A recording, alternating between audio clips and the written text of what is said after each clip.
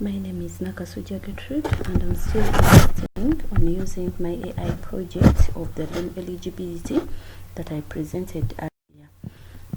In real life, with the loan eligibility, it can be able to help customers, because when you go to the bank to apply for loan, in most cases it takes a certain process and long process, in that people waste money, and doing so after wasting money, they also waste time staying in the bank when their businesses are busy running.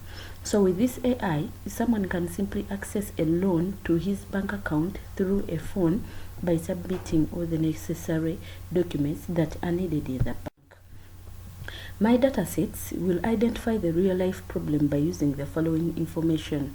So the information needed is for the customer records, like their names, the education level, the dependents, the type of income they do, their documents, their properties to submit as collateral, and the program will be running on the system, and it makes the computation of the maximum amount of money a customer will get depending on the information captured by the AI. This dataset also, it will be helping to store the information needed by the applicants and also operating system itself. So with the factors to be considered when selecting a dataset, I will need like support for the specialized software interfaces. These softwares should be able to should be able to be supported on each and every device, such that someone can be using the software to access a loan and it is supported on every devices, including a normal phone. So then it should have a normal functionality such that it's not complex to be used by the end user. It should have the normal things such that when someone like enters the details, it should be able to bring back the results, being easy to use by the users. It should support data documentation. Remember, we are going to have a lot of documentation, like removing the information from the customer. So it should be able to support that. So it should have the significant characteristics of a dataset. It should have those important characteristics, and they should be matching well with the purpose without any change in the meaning. So with the Bayes theorem, it determines the probability of an event with uncertain knowledge. So it relates the conditional probability and marginal probability of two random events. So it allows updating the probability prediction of an event by observing new information of the real world. An example is if diabetes is caused by too much sugars in someone's body, then we can relate someone's risk of getting diabetes depending on the amount of sweet things that person consumes on a daily basis. So the formula is given by this, that probability of A given B is equal to probability of B given A multiplied by the probability of A, then you divide the whole thing with the probability of B. The backward slash means provided.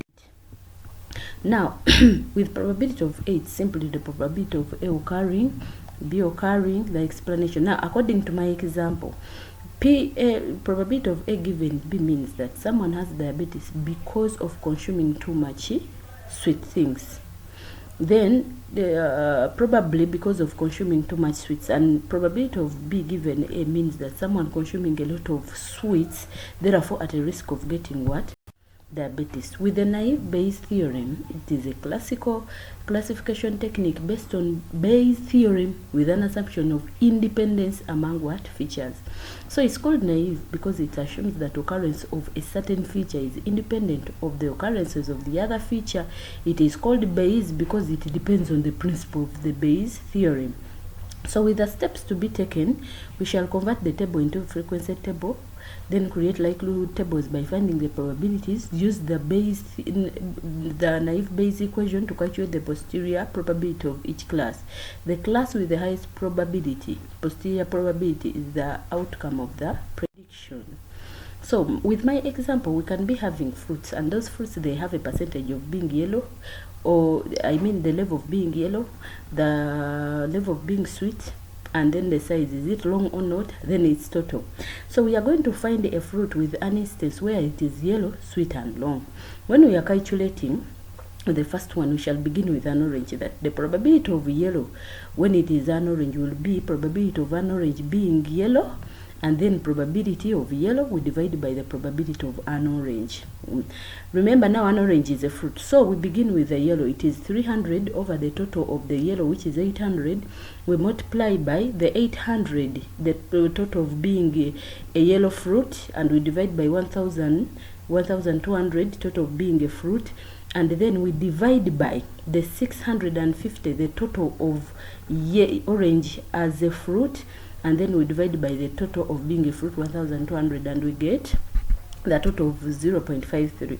We shall repeat the same process for an orange being sweet. Now sweet but an orange, then this one will be orange, sweet, I mean being an orange, given that it is sweet, probability of sweet, and then probability of orange. We shall repeat the same process. Now with this probability, an orange for being long will be 0, because we are seeing the figure of an orange being what? 0. So with that we can now get the probability of a fruit, given that it is an orange. We multiply the whole of them, and here for our answer it will be a 0. Reason: an orange is not long. So when we multiply by the 0, everything will come out as a 0. So we repeat the same process for the banana and others. We get the maximum with the maximum probability. It will be the instance of that fruit. Then with the Bayes network falls under the category of probabilistic graphical modeling technique that is used to compute uncertainties by using the concept of probability. So uncertainties are modeled using a directed cyclic graph. Bayes network are ideal for taking an event that occurred and predicting the likelihood that any one of the several possible own causes was the contributing factor. For example, a Bayesian network would represent the probabilistic relationship between diseases and symptoms. Given the symptom, the network can be used to compute the probabilities of presence of various diseases. So Bayes networks that model sequences of variables are called the dynamic Bayes.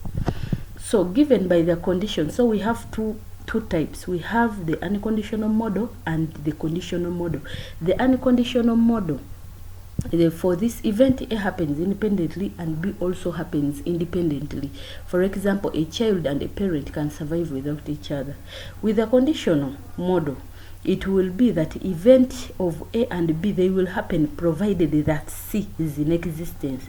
For example, is when we discover disease after the existence of certain symptoms being discovered. So how we make the models explainable? First of it all, you know the models are very hard to explain. So with this we have to look for the techniques of making them easier and explainable by each and every possible even to be understood. So we start with the data. You know data science, sometimes they can explain the model by just having a looking at the data if it was trained on. So someone can just look at the data, like this trained personnel in this software industry, and he will definitely know the type of the model. So we explain the aspects of AI. We are supposed to explain the aspect of AI in the user interface to a product. Sometimes we are forced to explain in a normal language such that every user can understand what the AI is going to use. So we can explain how the data is by using the video tutorials, the marketing copy, the conditional facts, such that someone just looks through and gets to know what is happening. Sometimes we can change the images, words, metaphors, stories, and culture that are widely used in a society where you are building the model from, such that everyone can easily understand depending on the picture, because those are the ones that they are having. The feature selection is the process of reducing the input variable to your model by using only relevant data and getting rid of the noisy data.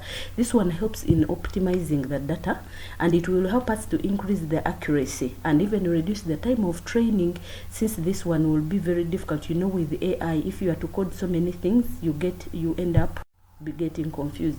Important features in my data set: I have the credit repayment history, the marital status, loan amount, the source of income. Those ones all, they will be helping me in accessing the information about the customer and seeing how much a customer should get depending on what is captured by AI.